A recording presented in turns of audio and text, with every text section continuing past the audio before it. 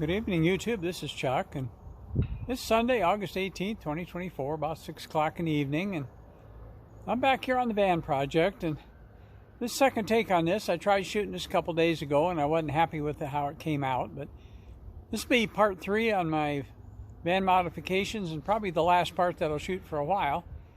So let me bring you up to date on what I've been working on. I think I mentioned it in the last one, is that I tried darkening that molding down a little bit because I didn't, thought it was a little too bright, and it ended up turning out looking too dark and dirty. I didn't care for it. I had some more of that molding in my stash, so I just tore it out of there and replaced it, and I added this little return right here on this side here just to kind of tie that together. So anyway, I finished my little floor extension with my little storage spot for my floor mat underneath there, and of course, as I mentioned, I figured out a way to store my hatchet. I've got to take that hatchet out and clean that up a little bit. It's looking a little bit well, worse for the wear, I guess might be the way to say it. But let me take you inside. I got some loud vehicle in the background going by. Let me take you inside and show you what I ended up doing here. And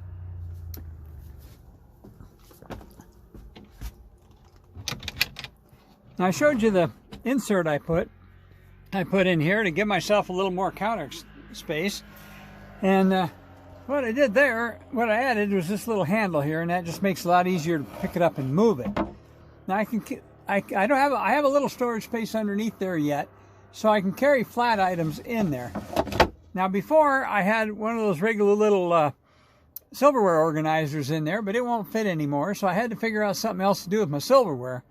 And that organizer took up a lot of space, and it took up a lot of space, and that I didn't really need. I only carry 2 forks, 2 butter knives, 2 teaspoons, 2 tablespoons is all I carry anyway, and I didn't need that whole organizer just for that. So let me show you what I ended up coming up with. I had a little extra room here in the front of my compartment where my stove is at. So I just put that little thing right in there. So there's where my silverware is going to live. And I got some of the other stuff right in there behind it. And I still have plenty of room to get my little 1-burner stove in and out. That's how I do my cooking. And I like that better than a fixed stove because I can either cook inside or outside or whatever I want to end up doing. Now this compartment up here, I didn't really change anything. There's not a lot of room in here because this is my cups and plates, and my little frying pan and my saucepan are in the back there, and that pretty much takes up that whole drawer, so didn't really have a lot of room there. But one of the things that I've done in this project is I've kind of gone through everything I carry and to figure out what I needed and what I really didn't need. And so I'm kind of removing stuff. I've been using this van now for 8 years, and basically unchanged.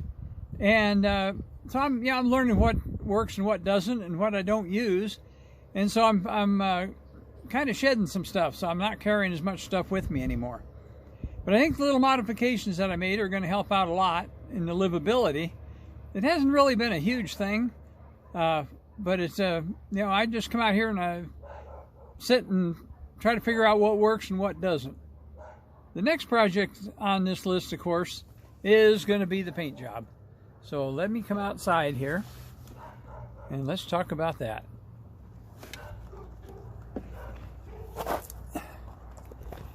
I started doing some sanding,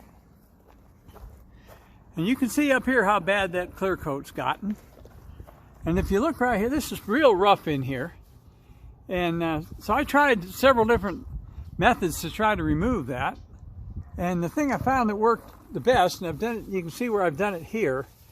Believe it or not, it's just a razor blade scraper. You can see I did it right up to here, and here I haven't done it yet. You can see the difference in it. So I go over that first, that removes a lot of this loose stuff. But this whole panel here from back there all the way up is bad.